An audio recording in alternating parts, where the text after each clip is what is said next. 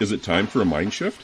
If you don't know what that means, then join your host, Dr. Clint Haycock, a former evangelical Christian pastor and Bible college teacher of over 20 years, along the journey of deconstruction and reconstruction of faith, life, religion, and spirituality.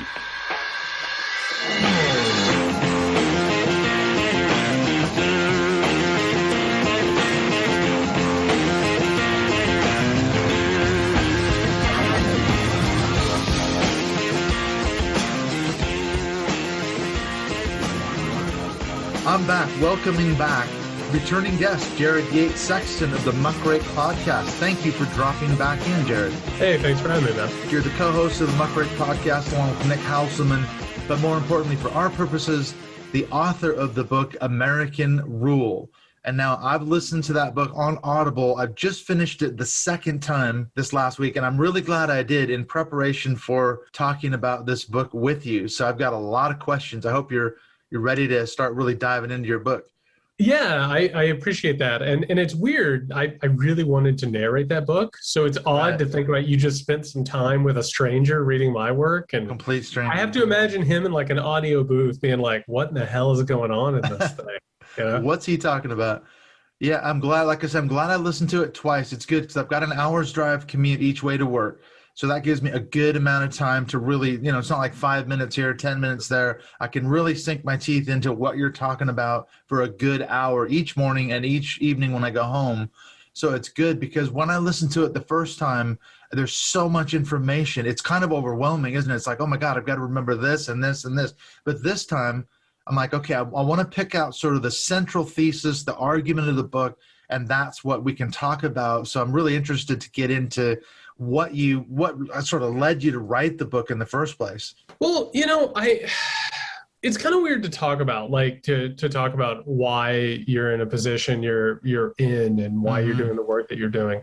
The only reason that you and I are talking right now and that anybody has any idea who I am is because back in 2015 and 2016, I started going to political rallies. And, I thought I was going to write some sort of like independent press sort of like collection of essays about the 2016 election. I thought it was going to be boring as hell. I thought it was going to be Hillary Clinton versus Jeb Bush. And I almost thought it was going to be a study of like one of the most boring presidential elections of all time. And then all of a sudden, like I started finding myself going into Trump rallies. And I started to realize that there was something weird happening in these Trump rallies. Like there was something building and it was ugly and dangerous, and that it was also starting to radicalize people like my family. And I went viral because like back in the day when people go into Trump rallies, it was just like journalists were in this weird pen in the middle of the floor. And we don't like to talk about this anymore. But the media networks loved airing Trump's speeches, and they would air them 2.5 hours, 3 if you wanted to go 3, and they would just let him go and go and go because the ratings went up because people wanted to see what crazy shit he was going to say. But they weren't out on the floor. They weren't talking to people. They weren't listening to what's going on. And I was able to sort of report that there was a racist, nationalistic, cult-like, fascistic atmosphere starting to build up. Well, so I started reporting on that. And almost immediately, like, I kind of gained this platform. But my understanding of politics, it was what we would call, you would say I was, a leftist on the spectrum, or, whatever you want to say. Like I was the kind of person who was like marching against the Iraq War in 2003. I had a healthy skepticism of government and politics. But my understanding of politics and the history of America was very conventional. Like it was like, something that was like a little bit left of what you might see on a CNN, and I would see CNN, I'd be like, this is conventional history, whatever. But watching not just Donald Trump get elected in 2016, but watching the forces of fascism sort of grow in America, I lacked the language. I lacked the understanding to really understand what it was that I was witnessing. And so I needed to throw myself into it. I needed to understand it. I needed to go a little bit deeper because the old stories of American history and politics weren't working anymore. they were fracturing and falling apart.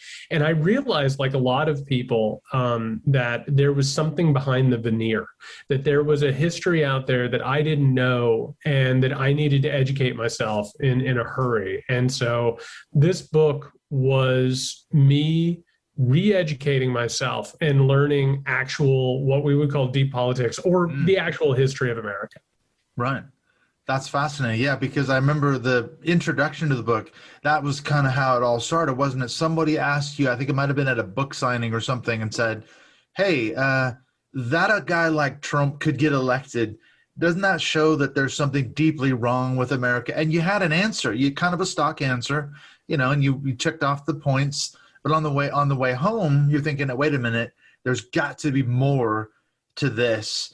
Something like Barbara Tuchman, she says, the fact that World War I happened, it's like a fever chart for a patient in a hospital. It tells us something, but it doesn't tell us how the guy got the fever. We got to dig a lot deeper to figure out how the hell something like this happens. And the stock answers just didn't work anymore.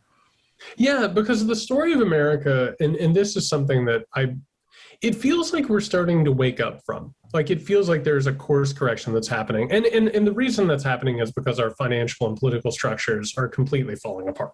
And when they start falling apart, all of a sudden people are like, oh, something doesn't make sense here. And these old stories and mythologies, the American dream, that every generation is going to have it better than the other generation. And if you work hard enough and you're talented enough, you're going to get what's coming to you, and the meritocracy exists, all that stuff.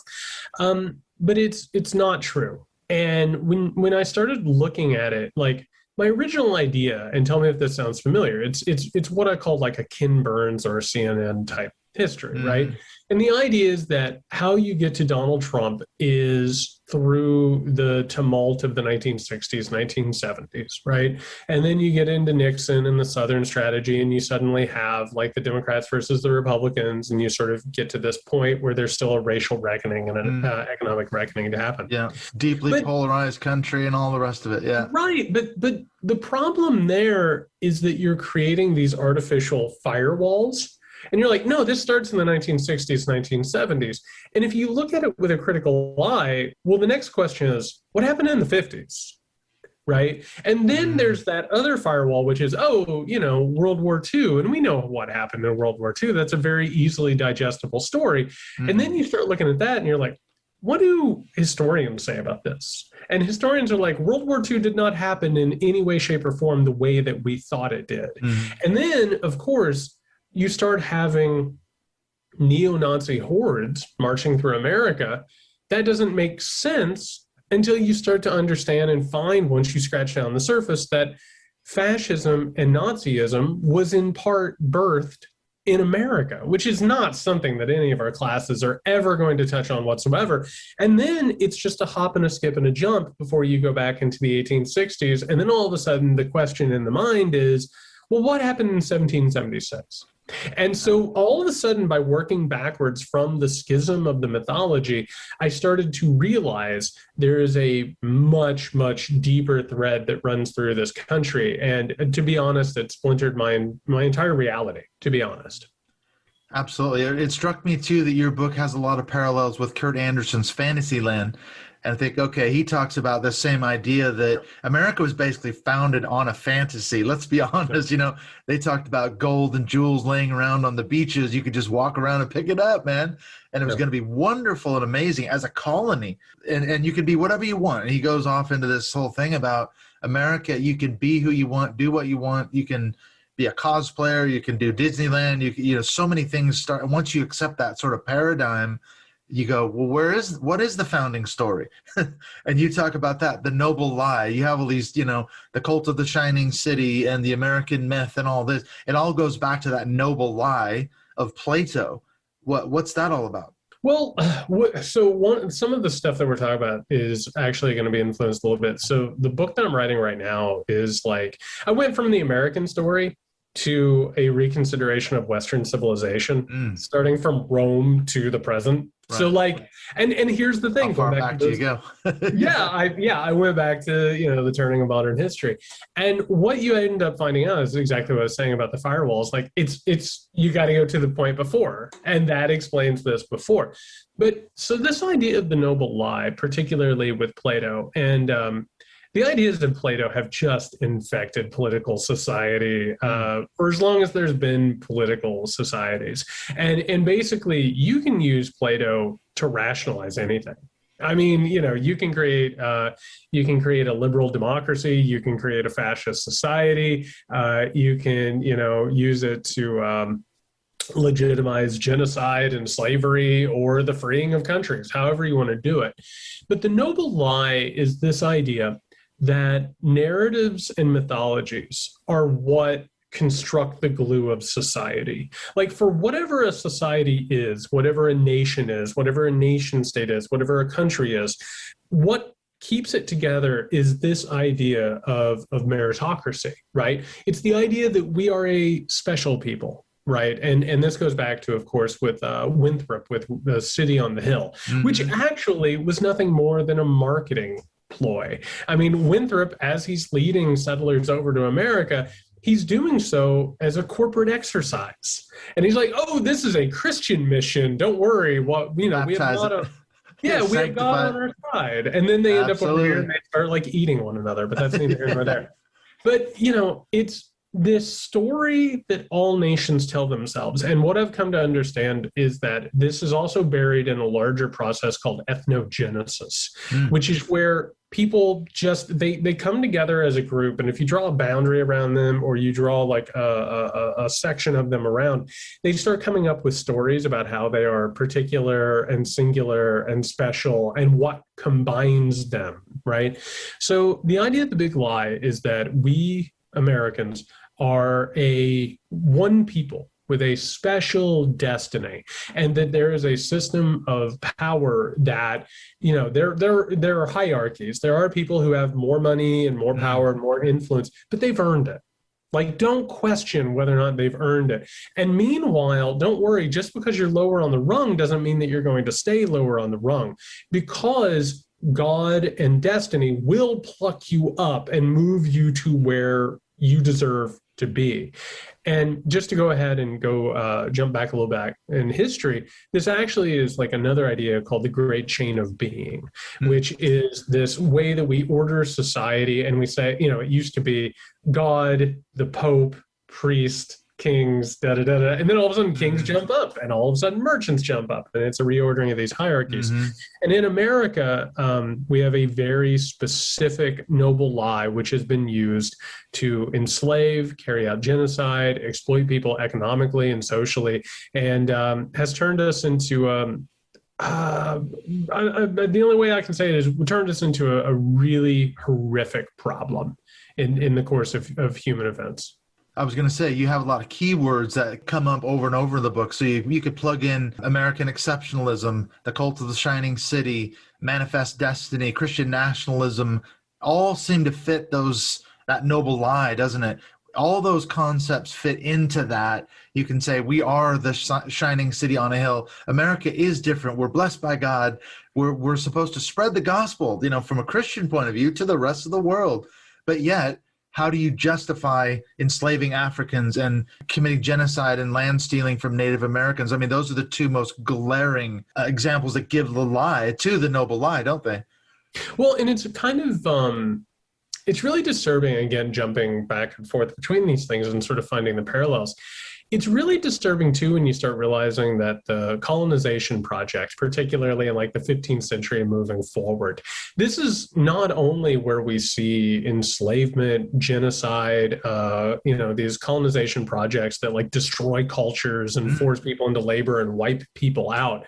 That was all done under the auspices of spreading the Christian religion.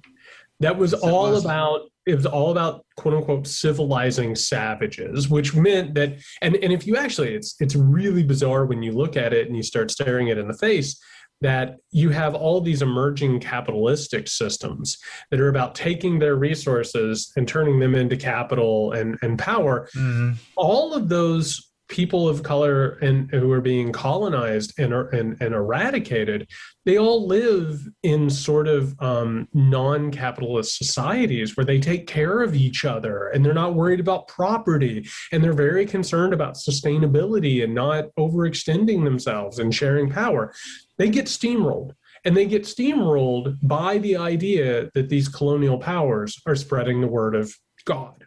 Mm-hmm. And this is the idea of this, sort of monolithic religion is an incredible weapon. It's almost, if not more powerful than gunpowder in the conquering of the world. And what you actually end up seeing is that capitalism as we know it is completely based on it, which is, well, we give them, there's even a quote, it's like, we give them religion, they give us precious stones. And, it's like, what a trade, right? Wonderful. Yeah. And meanwhile, the religion that you're being taught also instills the idea of white supremacy and that you should be subordinate and, do the labor, and maybe you'll have a paradise in the future. Who knows? Mm-hmm. And then America, weirdly enough, America starts having this idea of an identity, right? This city on the hill, or the idea that Americans have a special sort of purpose.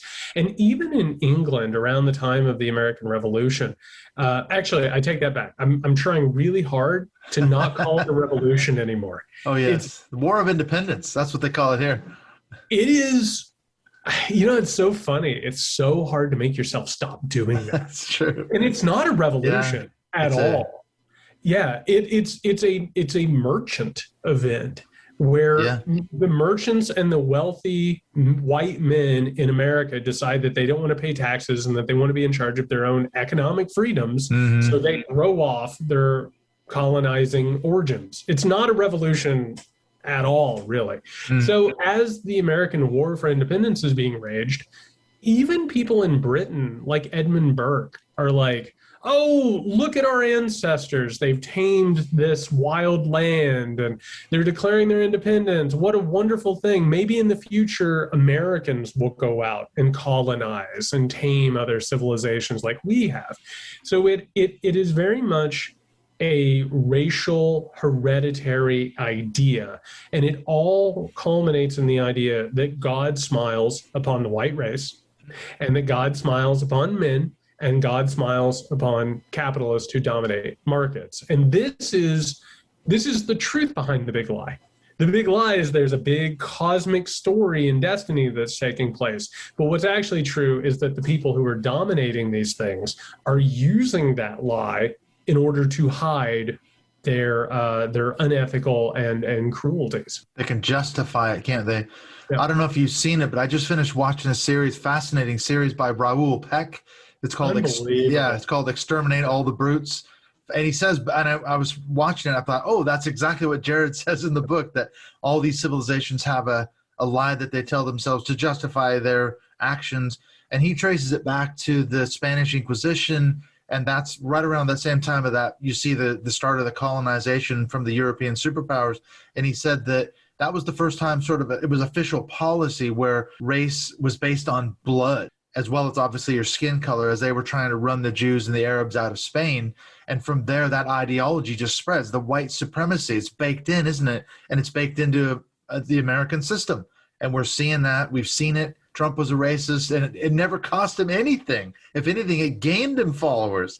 It's just unbelievable. Yeah, and the amazing thing, and this goes back to Trump, and one of the things, I've had a lot of people, man, I was just laughing about this last night, thinking of all of Trump's greatest hits, like all of the absurdities for years that we had to pretend like were anything even approaching normal. I had to psychoanalyze that dude for years, trying to understand who he was, what he meant to the movement, why he was held up as a messiah to all these people. And that's a different topic.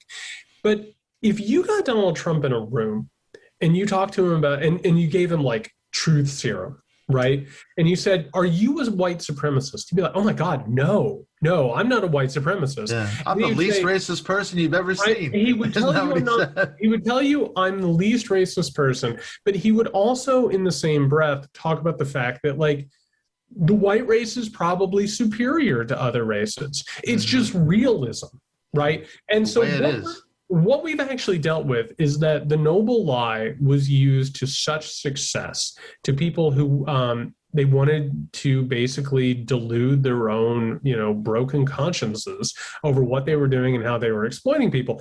They made up a ton of stories. And one of the stories, and right now in my book, I just, I'm looking at the colonization thing, and like as they're inventing race, because race is an absolute invention. Mm-hmm. As they're inventing race, watching them sort of try and figure out how to do it is fascinating. Because what you see is they start talking about Africans, and they're like, oh, it's okay that we enslave the Africans because they're the children of Ham.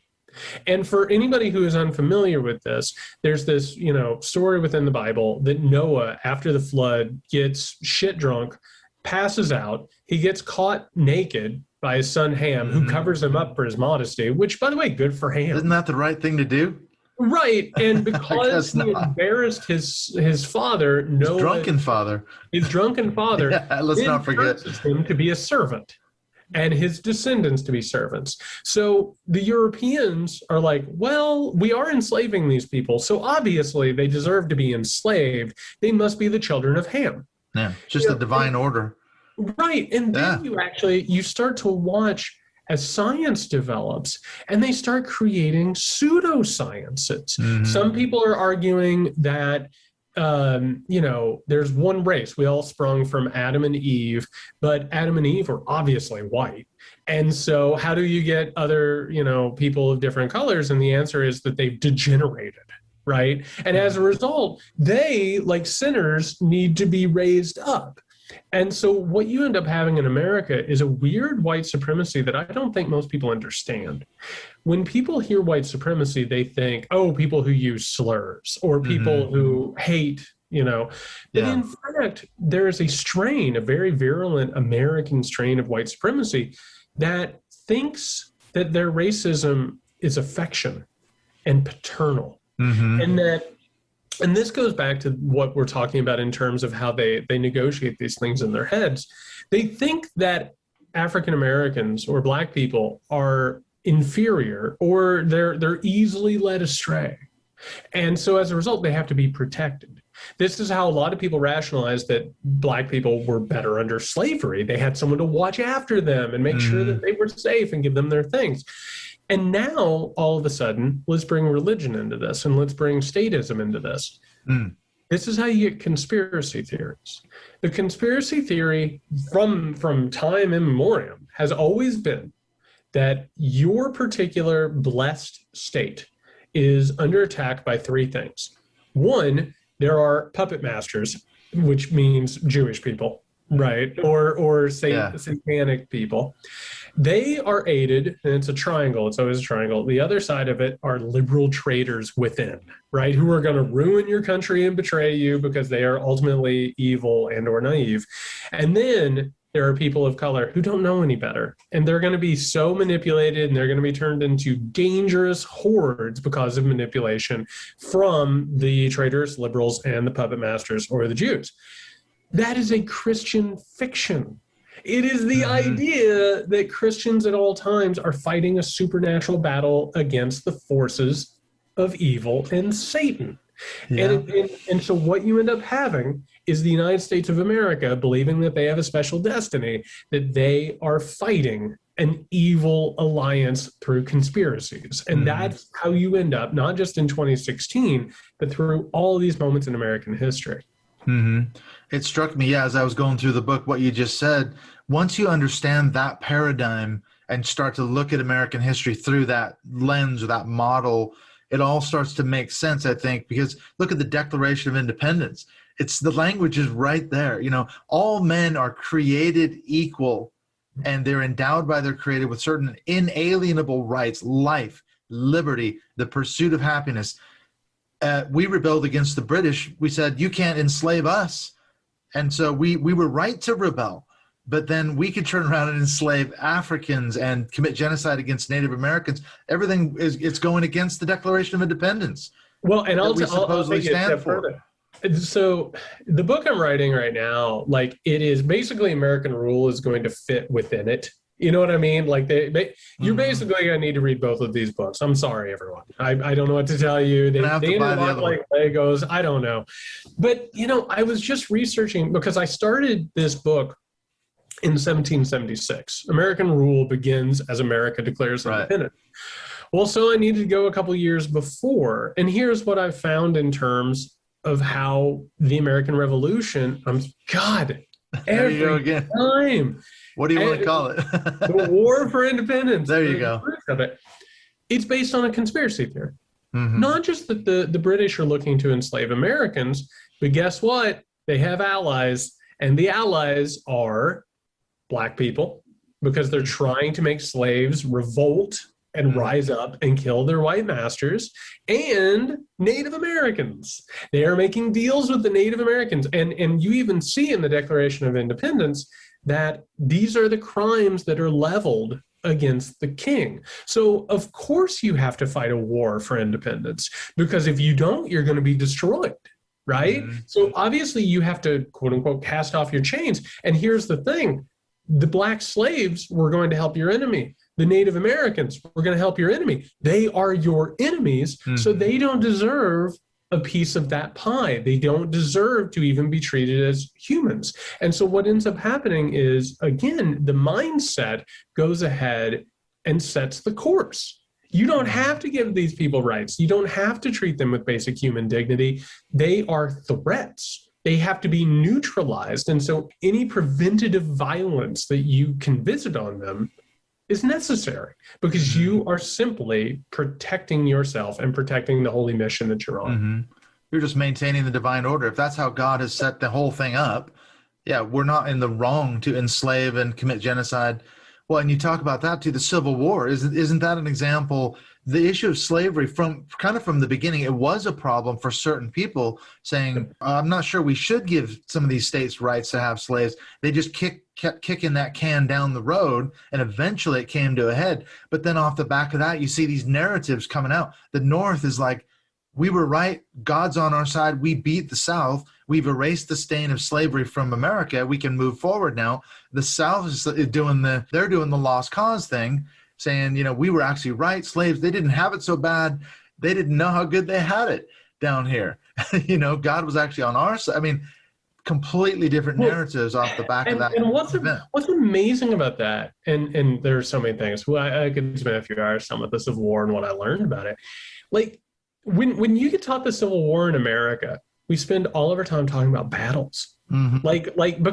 Because what ends up happening is you don't want to talk about how the Civil War actually got started. You don't want to talk about who Abraham Lincoln actually was, right? What he believed. What he actually believed. You don't want to talk about the scourge of white supremacy and Southern slavery and all the things that led to it, and how it was a breakdown that, by the way, it looks a lot like what we're dealing with right now. Mm-hmm. You don't want to talk about all that. So instead, you talk about battles, and you can praise both sides for their military genius, right? Oh, this maneuver, and oh my God, Robert E. Lee looks so handsome on a horse, right? But what we're actually doing is we have completely lost the thread on the fact that the Civil War was made absolutely inevitable by the founding of the country. And what you saw was a lot of them were white, wealthy slaveholders themselves. When you actually look at how the Constitution was framed, it's madness. James Madison got there before everybody else. He didn't have authority to write a new constitution. That's not what the quote-unquote Constitutional Convention was meeting to do. And he just went ahead and did it. And then in order to pull off what a lot of people have now determined to be a coup d'etat, you had to make all of these concessions to the South. And so what ends up happening is you tell the South, you are basically going to have complete control over American politics. You're going to have the Electoral College on your side. We're going to have the 3/5 compromise. And then the South is in charge. It's picking all the presidents. It holds the levers of power. And then you get to the point where populations start to change and all of a sudden industry starts to come out. The South wanted to remain an agrarian society for forever. It was the dream of Thomas Jefferson. They were going to provide cotton and indigo or whatever else, and the rest of the world would go ahead and industrialize it and move forward. Well, eventually the politics start shifting, and the Southerners, They're like, we're not going to give up slavery. And in order to protect slavery, they're going into Congress with knives. They're like ready brawls. for brawls. We're having literal fights on the floor of Congress. And that's because the Republican Party forms and is like, we're going to fight this. We are not going to let slavery expand. And it's not because they love black people. It's not because they wanted to free the slaves. They wanted political and economic control. They did not want to cede it to the South as it moved further west. And so what ends up happening is, again, much like the situation we're in now, as tensions increase, the South spreads a bunch of conspiracy theories. John Brown and people like John Brown create a sense of fear. There are, cabals who are trying to undermine the South and its power. And so we have to secede. We have to. Meanwhile, Abraham Lincoln is treated like he's this great abolitionist. He had no interest in freeing the slaves. And if he did free the slaves, and he said constantly that he was a white supremacist, he wanted to export them out of America. Ship them all back to where they came from or somewhere else. Ship them all out. We can't live together. And one of the craziest things I found is when he meets with Frederick Douglass, he's like, we must part. And Douglass is like, are you fucking kidding me? I'm an American. I don't want to leave. And Lincoln is shocked. And then, of course, we end up beating the South. And Lincoln gets killed the week of Easter. We have this Black Easter situation where Abraham Lincoln becomes America's Jesus figure. He's the Messiah in a way, isn't he? Yeah, and then all of a sudden the Great Lie takes on this new form, which is you have the Holy Trinity. You have George Washington as the father, Abraham Lincoln as the son and the Messiah, and American patriotism as the Holy Ghost. And America is born anew. The sin of racism is completely scrubbed out, although Reconstruction is completely aborted and undermined. And then eventually, and this goes forward with Woodrow Wilson, one of the worst figures that I came across in all my research, and just an absolutely abysmal, terrible human being, who is a Southern apologist. He completely launders the idea of the South and white supremacy and turns that into this new 20th century propaganda push for American exceptionalism. And he hides our racism, he hides the inequality, and it creates this toxic cesspool that we're still sort of living in. We were mentioning, you didn't say it by name, but you were talking about essentially the Protestant work ethic, that whole idea that it's a basic prosperity gospel that goes back to Calvin, maybe before him, but the idea that if you're financially successful, that must be the sign that God is blessing you.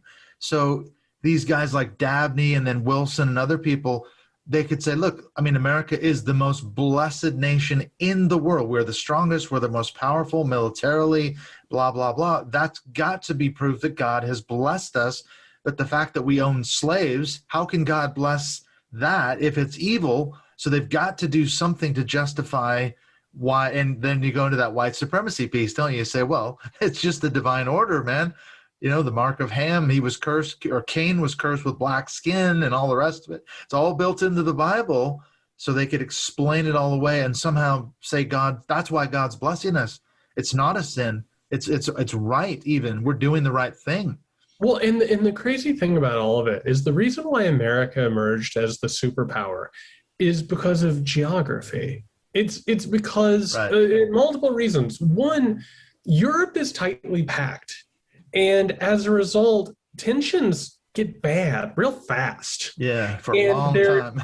and it's like going back to what I've been researching is like when I got to the Crusades, I thought I knew about the Crusades. And then what you end up finding out is that Europe was just absolutely engulfed in all these small civil wars and was threatening to kill itself. And the Pope was like, hey, stop fighting. You go take Jerusalem. There's a better enemy. I'll give you an enemy. And he the Muslims. says it. I know he does. Says it in so many words. He says, let's have crusades. And then 5 paragraphs in, he's like, we don't have many resources here. They have a lot. So go ahead and push your fighting over there. So Europe's wars, and there are many, are all about you reach a point of internal tensions. And so you need to move over the border and you need to have this fight. And so that's where the tensions go. They push on the outside. America had the West. we just continually had further and further that we could push. Sure, we had to commit genocide, right? But guess what? The white supremacist God told us that that was great and perfect. And it's manifest destiny. It's not a coincidence that the genocide of the Native American people coincided with the rise of romantic ideals or the romanticization of the Anglo-Saxon. Like all these people at the time, as we're slaughtering the Native Americans, are about how great the white race is and how it will inherit the earth.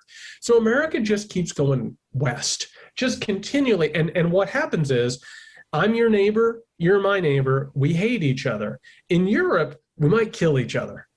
In America, I pick up my covered wagon and I'm going to go, 10 miles that way and I'll homestead over there.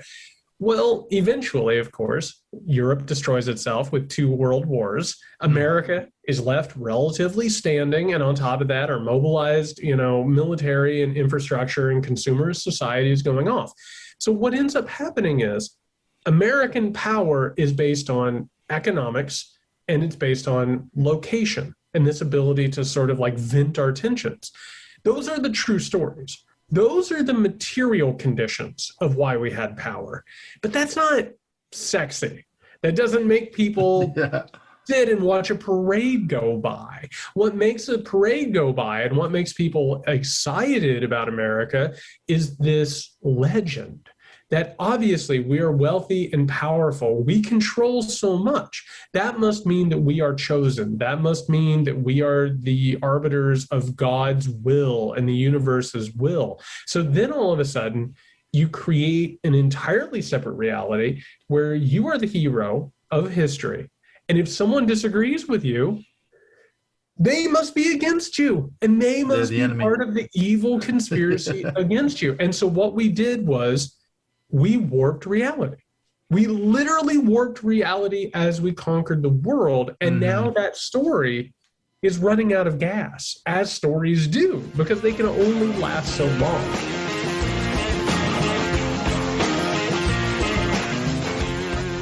When we come back from the break with Jared Yates Sexton, we're going to get into some more of the modern history. We're going to look at this noble lie, the American myth, in terms of how it relates to the explanations for World War I, World War II, Korea, Vietnam. Once you start to see that paradigm, that's my argument. You read his book. If you haven't read it already, read American Rule, and it starts to make sense. You can then interpret those kind of things. One of the things I really wish we'd had time to get into was the Spanish-American War, and that's one of the first wars of expansion, the colonial wars that America starts to fight with Spain, and that turns into a really ugly war in the Philippines. We end up getting the colonies of the Philippines and Puerto Rico, and around the same time we're claiming Hawaii. A lot of imperialism going on around the end of the 19th century in America and on into the early 20th century. So maybe we can get into that next time. I will just say too that there's a really good episode of Dan Carlin's Hardcore History where he takes a really deep dive into the Spanish-American War, and Dan explains a lot of the same kind of thing that Jared and I are talking about, how this noble lie doesn't work when you see things like America getting involved in a war with Spain that then turns into some absolutely shocking human rights violations in the Philippines as we're attempting to quote-unquote liberate them. So that's an interesting study right there for sure. We're also going to get into the Reagan era and how he was sort of a precursor to a Donald Trump and how that set the stage for the modern day Republican Party and what we're seeing now post-Trump, although Trumpism has certainly not gone away, has it? So we're going to dissect that again in light of this myth of the American lie, the noble lie. Now, I wanted to mention really quickly a big thank you to Howard Miller. He's the latest supporter of this show on Patreon. And in fact, speaking of Patreon, you can have access to our wonderful monthly Mindshift Zoom calls that we had. I'm in talks right now with Jared Yates Sexton. We're hoping to have him back our next Mindshift Zoom call. We're just working out the dates, and I'll announce that as soon as I can. And in fact, in June, we're going to have Emily Elizabeth Anderson coming back in. We had an episode not too long ago talking about Bill Gothard, ATI, Josh Duggar.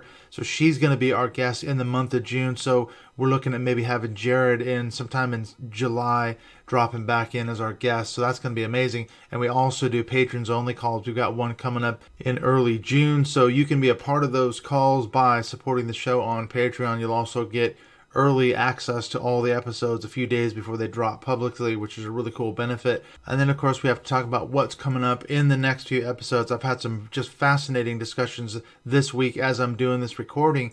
The other day, I talked to Dr. Audrey Claire Farley. She wrote a fascinating piece about Dr. James Dobson, who, of course, is the founder of the Focus on the Family and the Family Research Council. He's been a huge figure in the Christian right for decades now, going back to the early 70s. And she's done a lot of research on his connection with eugenics and a guy named Paul Popenoe, who was one of America's leading eugenicists back around 1910, 1920 in California. So there's a really fascinating connection there. And then I talked to Daniel Phelps the other day. He's a survivor of the World Revival Center cult out of Kansas City. And we had a fascinating discussion about the history of that church/cult. So that's coming up as well. And then we rounded out the week. I was on a couple of different podcasts this week. Had a discussion with some of the guys from the Still Unbelievable podcast. We had David Hayward, the Naked Pastor, drop in, as well as David Johnson. And then I was on the Left at the Valley podcast on Sunday night. So look for those episodes coming out. The one really cool thing about the one with the Still Unbelievable podcast is we got into the subject of racism and the church. So I reached out to David Johnson, who's the host of the Skeptics and Seekers podcast, and we're going to have him come in next month, as well as we're going to be joined by Seven out of Jacksonville, Florida. If you remember him, we did an episode a couple months ago talking about the racism and the church abuse he experienced when he was a pastor on staff at a megachurch in Jacksonville. So we're going to have David Johnson and Seven come together, and we're going to take a deep dive into the history of the church and racism. So that is going to be an absolutely fascinating conversation coming up. So I'm looking forward to chatting with those two guys. So really cool stuff coming down the pipeline. And then I'm in talks with Frank Schaefer, as well as Tim Sledge and David Hayward and Dan Barker of the Freedom from Religion Foundation. We're looking at doing some Facebook Live events on my Mindshift Podcast Facebook page. So look for those coming up. I'll be announcing when those are going to air on Facebook. So keep an eye out for those discussions coming up. I want to try and do more live Facebook events, and I think that's cool to get some more listener engagement. In fact, last thing, before we get back into the chat with Jared, I wanted to say, speaking of listener engagement, I've had a lot of questions on my YouTube channel from different listeners, different subscribers, and I'm thinking now, let's do a listener question episode. So if you send me your questions, anything could be on anything, could be about deconstruction, Christian nationalism, Christian reconstructionism, the Christian right, anything really. Throw me your questions. What you can do is you go on the Mindshift Podcast Facebook page, which is the public page, and you'll see a button that says send email. So when you do that, I will get it to my private email. So please send me your listener questions. We're going to do a dedicated episode just on the subject of listeners' questions, whatever comes up. I'm really fascinated to hear from people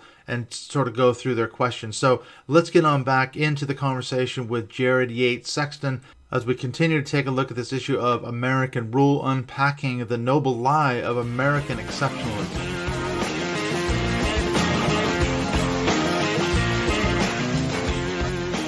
Amazing. And once you see that, like we say, you see that paradigm, it explains so much, doesn't it? Because I was thinking when you went through the periods of World War I, World War II, Korea, we could come out of those three wars and say, oh, we won.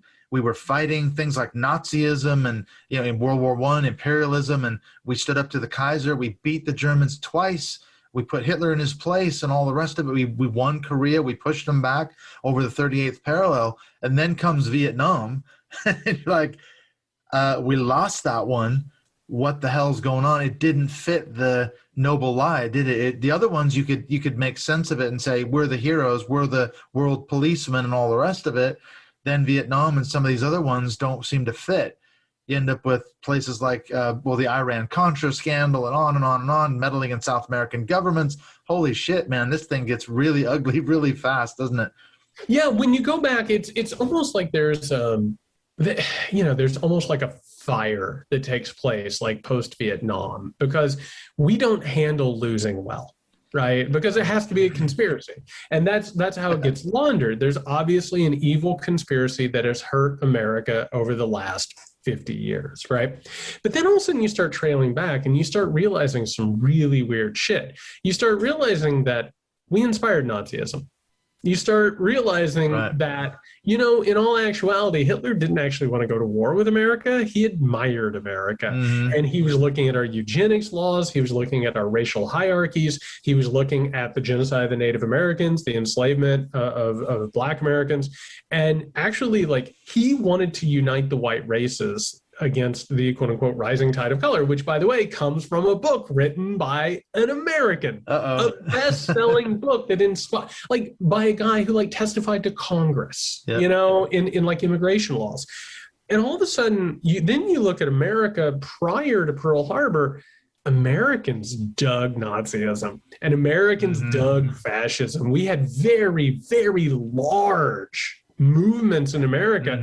And all of a sudden, one thing starts to happen, which is you start looking at the 30s, and then you start thinking about now where it's no, there's no fascism in America. Americans are immune to it. But then all of a sudden you start realizing we've had multiple fascistic movements in this country. We've had proto-fascism, we've had fascism, we've had neo-fascism. We are ripe for it.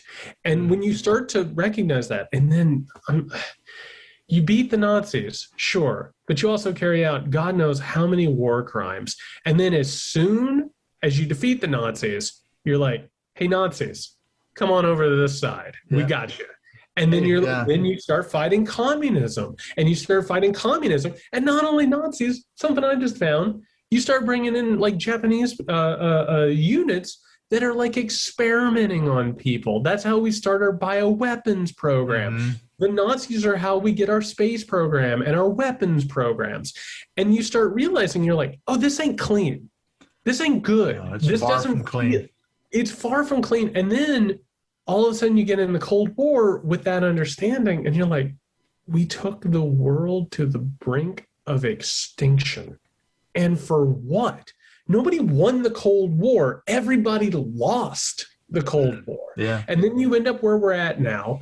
The standard of living is down. Human dignity is almost non-existent. I mean, our political structure is crumbling by the day. And you start asking, what was this for? What was the purpose? If this hegemonic project was for something, can somebody explain what it was for? Because there are no real, actual, tangible, good moral victories to actually look at. And it starts to look a lot like a tyrannical role. It really does. Especially as you lay out in the book, you talk about that. You say, okay, so we beat Hitler. We're the clear victors. God's on our side. And then, here comes Stalin and the Soviet Union. Now we're in the Cold War. We're the good guys. I mean, Billy Graham turned around and said, I think it was 1940s, right after World War II, the future war it's between communism and Christianity. Billy Graham said that. But then the Cold War ended. Where do you go from there? Now we've got terrorism, the war on terror. You got George W. Bush saying after 9/11, this is a crusade, using that word. And that brings up exactly what it was intended to bring up, the Christians versus the Muslims in the Crusades. I mean, it was not an accidental choice to use that word, was it? Surely. And then you think, okay, how many billions, no, trillions have we spent on Iraq and Afghanistan that could have been used to that crumbling infrastructure you talked about? Why is America in such a shitstorm? Well, I mean, just the money that we've spent on these wars that have accomplished what? For what? What have they done for us? And this is one of those things that, as I wrote the book and as it really came into full form, one of the questions at the heart of the book that I touch on a little bit, but it constantly is branded on my mind, which is, what is a nation? And why is it that when we talk about nations, we talk about it like it's a collection of individuals, but the individuals aren't taken care of, right? Like the whole idea of a nation is it's supposed to be all of you together providing and protecting and staving off threats and all of this. But that's not true. What ends up happening is that the noble lie that we talked about, oh, we're all one, we're a special race, we have a meritocracy, don't worry, it works. That noble lie has been completely co-opted by the wealthy and the powerful. I mean, that's always been the case, but in this particular instance, in America, you have a country that has more or less been co-opted as a military industrial complex. I mean, what do we do? What do we produce? Weapons and war. That's all we've got anymore. Literally. And you actually start looking at everything from the prosperity gospel to, I mean, even the satanic panic of the 80s and early 90s. Those are all covers for redistribution of wealth and the ability for the government to send money away from the people and towards conquering projects and redistribution of wealth to the top. And so these things are actually about material conditions. It's about whether or not somebody has more money than other people or more influence than another. We also went ahead, I mean, we're now living in this complete dystopia where corporations have sort of outgrown nations. Yeah, they now straddle multiple nations, so they don't really have to pay anyone taxes or obey any sort of laws that they don't necessarily want to. They've co-opted the governments of nations. They've bought and sold politicians and social movements. Yeah, absolutely. And I mean, like, if you actually even look at something like a Facebook or a Twitter, they've privatized the public space. And so you actually look at what's happened, and it's so much more nightmarish than even the most frightening headlines, because this whole thing was a lie from the very beginning, but it's a lie that has gotten just unbelievably out of control. And for most of us, and again, I was able to do this because I was able to put across the time. I have the education, I have the contacts, I understand how to do research and put together narratives. And on top of that, I had a publisher pay me to do it. Like, most people don't have the time. Yeah, you're incredibly privileged, really. Yes, I am. And on top of that, like, I've spent a lot of my life studying a lot of this stuff. Like, I wrote this book, and one thing that we haven't even talked about yet is global neoliberal economics. It's almost impossible to grasp by design. Asking my family, who, by the way, has been radicalized by conspiracy theories, Trumpism, QAnon, you name it, they don't have the time to do that. They don't have the educational background to do that. They couldn't afford college if they had to, right? And so the narratives that they get, the noble lie has started to fall apart. They have new lies. They have new stories. And that's being filled in by these really insidious conspiracy theories that have always precipitated fascist uprisings, violence, anti-democratic actions, and basically societies eating themselves. And so when you actually strip away the big lie, you realize how big and giant and complicated it is. But those conspiracy theories and lies sweep in and just cover them up and make them, more digestible, but also more dangerous. Well, yeah, you mentioned corporations, how powerful they're getting. I mean, and obviously the sort of 1%, these mega billionaires, they have so much power, so much influence. And I was thinking of you the other day because you spent a lot of time in the book talking about Ronald Reagan. I think that's a watershed sort of presidency, because this is what Kurt Anderson says. Reagan was the first performer as president. He didn't have a policy. He had no clue. Yeah, he could read lines, he could read a speech and deliver it brilliantly. But when reporters would press him on actual policy, he couldn't explain anything, But the thing is the Republican Party, you say in the book, they kind of turned over a lot of their legislative stuff to the Heritage Foundation, which was founded by Paul Weyrich. And I'm thinking that is obviously a big factor even today, because I don't know if you saw this thing on the news.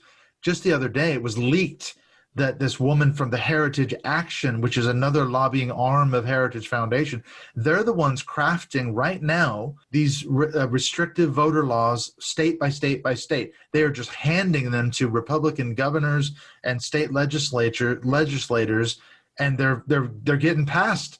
And that all goes back to a guy like Reagan and the GOP, who just said, let's just hand this over to these political action committees and lobbying groups and special interest groups. They're still doing it right now today. It's happening right now. Yeah, and real fast before I get into the Reagan part of it, I think it's necessary to go back to Woodrow Wilson. Mm-hmm. And Woodrow Wilson, who was, he was a political scientist. He basically was he was basically one of the creators of the administrative state that we understand now. And Wilson was, again, not just a white supremacist, but he was an absolute classist. And he believed that the emerging system of government that was taking place in the 20th century, that it was a giant machine.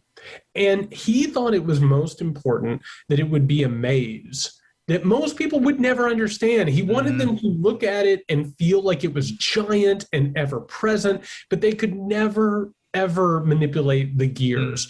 That should be left for technocrats. That should be left for specialists. That should be left for those smarter, more educated the experts. Read into that however you want, which is the white ruling elite. That's what he believed. So let's move forward into 1980 with Ronald Reagan.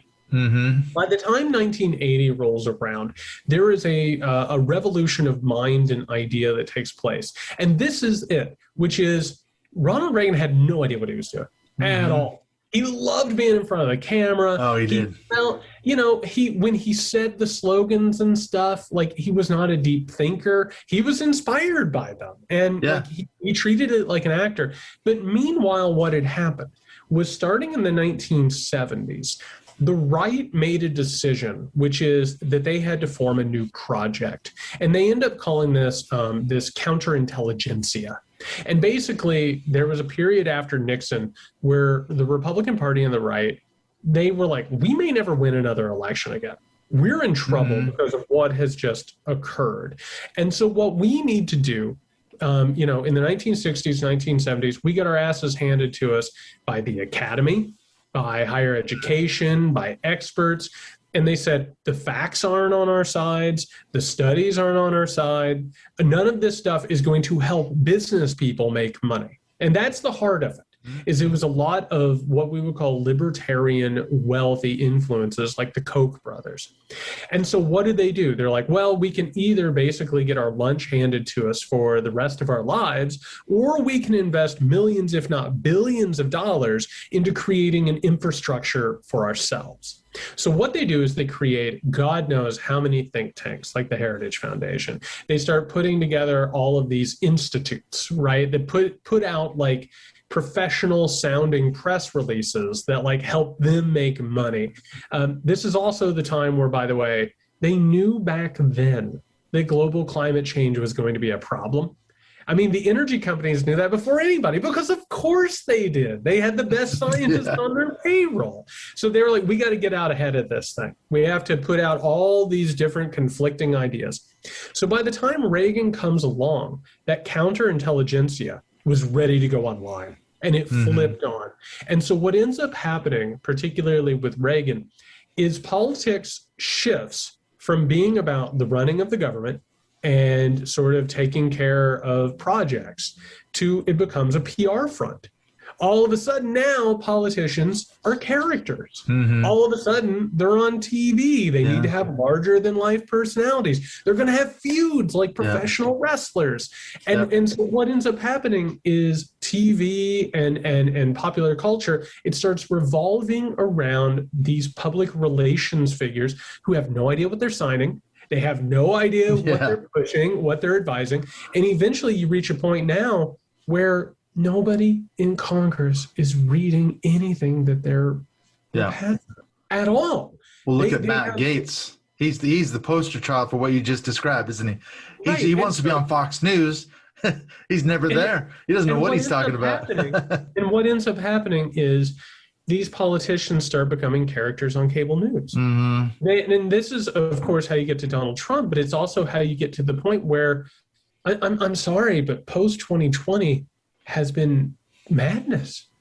Like, we're not talking about like trying to stamp out this pandemic forever. We're not trying to fix the economic situation. We're talking about Mr. Potato Head. We're Dr. Seuss. Dr. Seuss. Cancel culture. And by the way, like if anybody wants to really like pull their hair out, the Dr. Seuss phenomenon is the perfect example of what's happening in politics now. The Republican Party says Dr. Seuss is being, quote unquote, canceled by the left, when it was Dr. Seuss's company deciding to take certain books out of print. It was so their, what does the their right own people. do? Right. So what does the right do to show their disapproval? They buy Dr. Seuss books from the company that pulled the books from the shelves, meaning that they're protesting by giving money to the people that they're actually protesting. And what ends up happening, and this is, sort of the bow on this, what ends up happening is, as people lose political influence, as our votes lose importance, as government moves away from the individual and from representing the individual, all we're left with is the identity of politics, the spectacle of politics. You can buy a T-shirt that shows your politics. Mm-hmm. You can, constantly brand yourself on social media as having a certain type of politics. Politics determines what sneaker you'll buy, what cola you'll drink.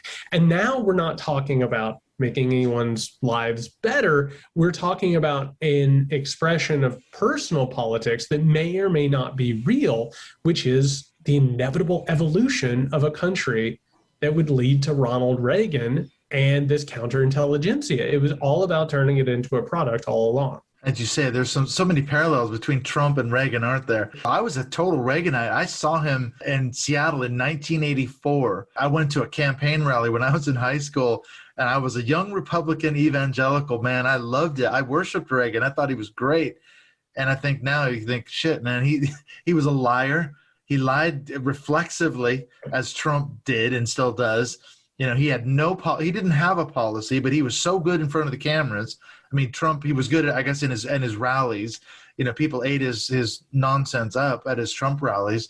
And then you think, okay, where's the Republican Party going now? We've got things like, okay, crickets on Matt Gaetz, the unfolding scandal. We got Marjorie Taylor Greene, Lauren Boebert. They've just kicked Liz Cheney out for refusing to go along with the big lie. And on and on and on. I mean, where is this thing going for the Republican Party? Nowhere good. I mean, good, yeah. It's, the whole point here, the Republican Party, a lot of people get a little misty-eyed and they look at the sepia-toned Reagan stuff and they're like, that's when it meant something. Mm. And the truth is the Republican Party has always said that they're pro-life, they're fiscally and socially conservative, they're pro-troop, all this stuff. They weren't any of those things. And when you look at Reagan, they have this idea of who he was. He ran up crazy deficits.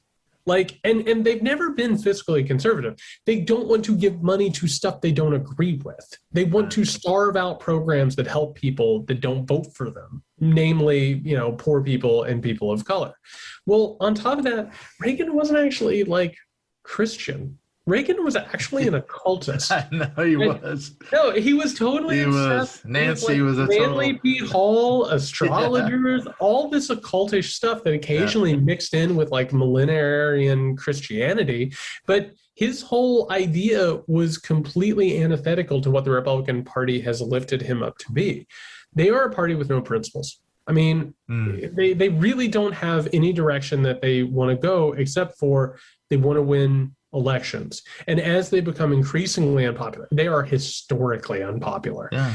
What they're going to do is they're going to reject democracy, as they're already doing. They're going to disenfranchise people, which is what they're doing. And what we're watching, and this is going to sound alarmist, but it's not. What we're watching with people like Marjorie Taylor Greene and with Lauren Boebert, and for years we've seen ads of them shooting semi-automatic rifles at legislation and their rivals and talking about going into Congress with their guns. This goes back into the 1860s and 1850s, right, where you see as the writing is on the wall that you're not going to win elections anymore and things aren't going to go your way, you start going towards violence, which is how you have an attempted coup at the Capitol, which is how you start believing. And if you don't believe an election can be carried out legally, why participate in elections anymore? Yeah. Why? And you're already seeing them come out and say it. I mean, Tucker Carlson has said they will elect an open fascist in the next 10 years. And it was like, yeah, absolutely. That's what's going to happen. And they are descending into utter fascistic madness. But this is what happens with countries like America as they start to fall apart. And I just want to put a little bit of hope out there because that is a very dismal. Yeah, it's pretty gloomy. But I will say that I think the answer to how to handle it is that you have to actually admit what's going on. You can't hide behind American exceptionalism and say that fascism could never happen here, or the Republicans are just acting, they'll come out of it. You can't do that. You have to look it in the face. And the other part is, as this old system crumbles, this is an incredible opportunity. It's a crossroads. Mm-hmm. If the old way is crumbling, then that means you either die under the rubble or you get out of there and you figure out something. And that system wasn't good to begin with. That system was oppressive and exploitive and cruel and inhuman. Find something else, because it's ripe right now. Like this veneer that we were talking about, it's like the illusion is fading. The hologram is flickering out. And that gives us the opportunity, as history shows us, to chart a new course, to do something really revolutionary and kind of awesome. Absolutely. And as you say, history does repeat itself, doesn't it? Or it rhymes, as the saying goes, because off the back of World War I, they could say that we were stabbed in the back. They had then an enemy. They could scapegoat someone. That gives rise to a guy like a Hitler. He's got an enemy to vilify. And look where it ended up for Germany and the rest of the world. And they've got the Trump's big lie. They won't let it go, will they? And they've turned around and censured and booted Liz Cheney for not going along with it. So that tells you everything about where they're heading or trying to head right now. Well, and this was something that a lot of us were trying to warn people about, because I think Donald Trump was such a disgusting abomination that a lot of people thought, well, if we can just weather the next 4 years and get to the other side of it and repair the damage, it'll be okay. We can make it right again. Yeah. But the problem with that is that you don't get to Donald Trump because things were fine. Donald Trump is a symptom of a much larger disease. A well-working culture does not elect a Donald Trump president. A healthy, sustaining culture doesn't allow Donald Trump to even get a whiff of the presidency. This big lie was almost inevitable. We saw it coming. He said back in 2016 he wasn't going to accept a defeat. True. Yeah. We knew where it was coming and where it was going.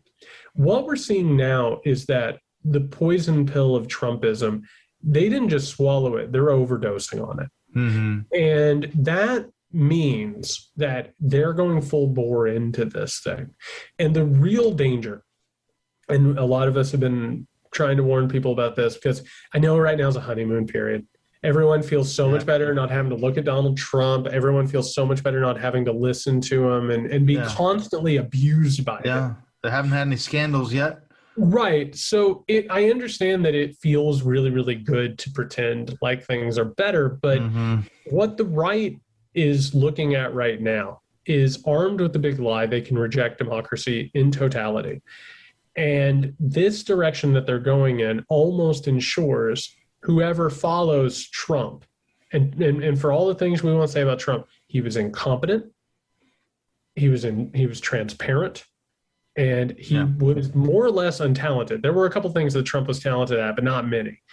Whoever comes next more than likely will be more disciplined, more competent, and actually ideological. Trump got up and said a bunch of shit to make money and gain power off of people. Whoever comes next more than likely will believe it. And if they believe it, that's when you start getting into a really dangerous thing. Particularly, our economy is falling apart. People don't want to talk about it, but this economy is not long for this world. It's not doing well. And then on top of it, global climate change, whether or not we make giant changes in order to avoid this big giant problem, it's still going to have side effects. There's still going to be consequences. We're going to deal, look at how we treated refugees already. We sterilized them. We separated them, threw them into cages. If you think that's bad, wait until resources start becoming scarce, when you start having refugees streaming over the border, and we'll see how we treat them. The third thing, and this is something that I think a lot of us are starting to really, I would say, wrap our heads around, but almost repel in horror, is that there is a second Cold War brewing with China. And it doesn't matter who you listen to. And this is on not just the Republican Party, but the Democratic Party. It's in all of the statements, right? And on one side, it's like, no, maybe we should go ahead and bomb them because they gave us coronavirus. And on the other side, it's like, we will compete with them. And it's like, okay, we are changing the Overton window here, and that was going to happen. If you start getting into a scenario where America becomes a second-class power, and it certainly seems like we are destined right now to become a second-class power, all of those different elements coming together, it only creates further radicalization, especially if you don't take care of the economic and the political problems that underlie this country. So it's still a really dangerous moment. It really is. Well, I know we want to end on a high note, but I don't know if there is a high note. But listen, I know we got to go. It's been about an hour. This has been a really amazing discussion. Can you give us some hope? I'll give you the hope, which is, okay, lay it on us. We're having this conversation. That's true. You know, you brought up back in the 80s, you know, being like a evangelical, like Reaganite. Like I grew up in like a town. I grew up in like a white identity Christian type cult. And, you know, I believed that America was perfect and the New World Order was coming after us and Satan was around every door. The idea that you and I would be having this conversation about actual history, about actual events, that's kind of miraculous, like an actual miracle. And to hear people start to understand this stuff, to start to traffic in actual information, that only happens as that illusion flickers. And if the weight and the gravity of that illusion flickers enough, obviously some people, I mean, people who still believe in it, they have to believe ridiculous things. They have to believe JFK Jr. is still alive. They have to believe in time travel. They have to believe in all of this madness. If that's what it takes to believe in that old idea, then that means that a lot of us are coming around to something larger, more profound, and truer. And if that's the case, I do have a lot of hope. I actually do, because humanity pushes back. It actually does. And I have hope. I have hope. Yeah, I do too. I think you're right.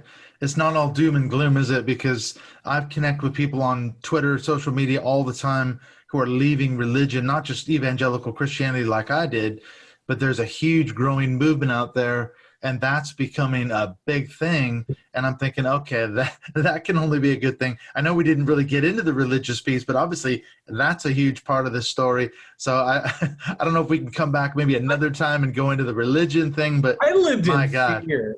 So did I. I had rapture anxiety and everything. Yeah, if I would have went back in time and told myself, like, you're going to be talking about this stuff with another ex-evangelical, like I would have like got the shakes. You know what I mean? Like, oh my God, like devil's got you. Right.